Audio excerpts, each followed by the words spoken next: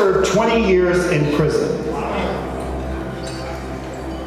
Started as a 17-year-old.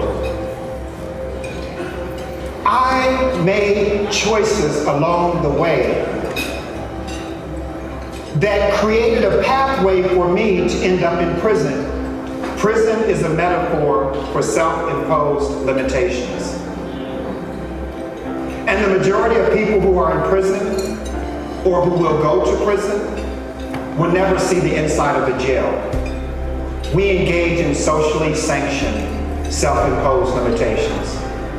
When I got to prison, let me tell you something, that was the easy part. I realized I actually was incarcerated before I got arrested. Imagine that. You get to the worst place in your life and you realize that there have been red flags all along the way to telling you that's where you were headed.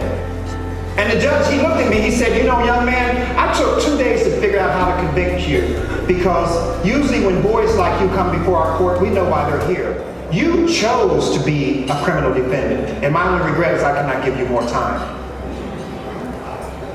My lawyer jumped up, he was like, this is an outrage, and I looked at the judge and here's what I said.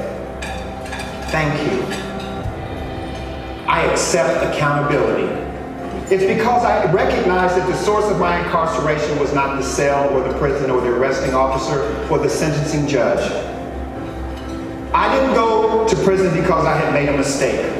I made a choice. And the reason why I emphasize the fact that I made a choice, because I'm not giving anyone else responsibility for my choices and what can come of the power that I have. The question is simply, how am I using my power? Like Nelson Mandela said, it always seems impossible until it's done. Do the work.